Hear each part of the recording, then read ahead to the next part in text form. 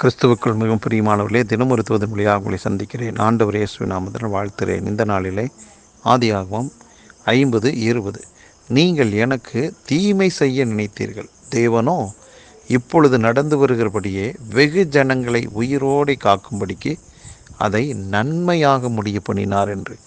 யோசேப்பினுடைய வாழ்க்கையிலே நடந்த காரியம், தன்னுடைய சொந்த குடும்பத்தால் பல விதங்களிலே வெறுத்து ஒதுக்கப்பட்ட ஒரு பாத்திரம், பல விதங்களிலே சோதிக்கப்பட்ட ஒரு சூழ்நிலைகள், இப்படி பலவிதமான சூழ்நிலைகள் அவருக்கு நேர்ந்த போதும் அவருடைய முடிவிலே பார்த்தால் அது எல்லாமே நன்மைக்கு ஏதுவாக தான் முடிவடைந்தது. அதைத்தான் யோசேப்பு சொல்லுகிறார், நீங்கள் எனக்கு தீமை செய்ய பார்த்தீங்க, ஆனால் தேவனோ எனக்கு வெகு ஜனங்களுக்கு ஆசீர்வாதமாக நான் இருக்க ஆண்டவர் எனக்கு அப்படிப்பட்ட தீமையை நன்மையாக மாற்றினார் என்று. இந்த வார்த்தையை கேட்டுக்கொண்டிருக்கிற ஆண்டவருடைய பிள்ளைகளாகிய நமக்கு ஆண்டவர் இன்றைக்கு கொடுக்கிற தூது, எந்தெந்த காரியங்கள் எல்லாம் நமக்கு விரோதமாக எழும்பின ஒரு கூட்டம் தீமைக்கு எதுவாக செய்தார்களோ, கூட பழகினவர்கள், நெருங்கின உறவுகள், உடன் ஊழியர்கள், உடன் விசுவாசிகள் என்று சொல்லக்கூடிய யாராக இருந்தாலும், ஒருவேளை நீங்கள் உங்களுக்கு எதிராக தீமையான காரியத்தை அவங்க செஞ்சுருப்பாங்க. இன்றைக்கு ஆண்டவர் நினைப்பூட்டுகிறார், அந்த தீமையை நினைத்து அந்த குறிப்பிட்ட நபரை வெறுக்காதே, அன்பு காட்டு. அந்த தீமை அவங்க செஞ்சாங்க, நானும் உனக்கு நான் நன்மை செய்வேன், அந்த தீமையை நன்மையாக மாற்றி காட்டுவேன் என்று வாக்கு பண்ணுகிறார்.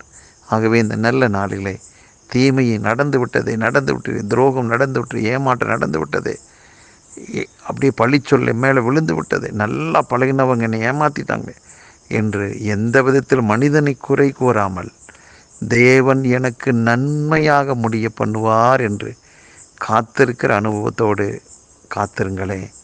நிச்சயமாக பொய்யுரையாத தெய்வம் உங்கள் வாழ்க்கையில் தீமைக்கு பதிலாக நன்மையை கட்டளையிடுவார். நன்மையான செய்திகள் வரும். எதிர்பாராத இடத்திலிருந்து உங்களுக்கு நல்ல பெயர் கிடைக்கும், ஒரு உயர்வு வரும்.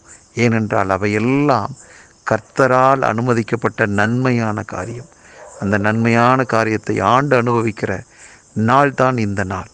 ஆகவே மற்ற மனிதர்களை நீங்கள் அற்பமாக நினைக்க வேண்டாம், கோபமாக இருக்க வேண்டாம், வைராக்கியமாய் கசப்பாக இருக்க வேண்டாம். அன்பு காட்டுங்கள்.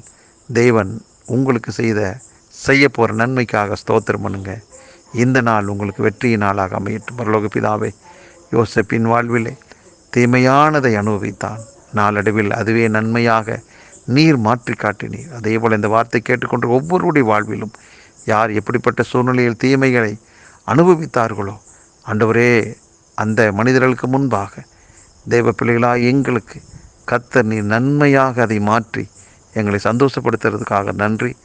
இதை கேட்கிற ஒவ்வொருவரின் மனதார இயேசு கிறிஸ்து நாமத்தை வாழ்த்தி ஆசீர்வதிக்கிறேன். இயேசுவின் நாமத்தில் ஜெபிக்கிற நல்ல பிதாவே, ஆமென்.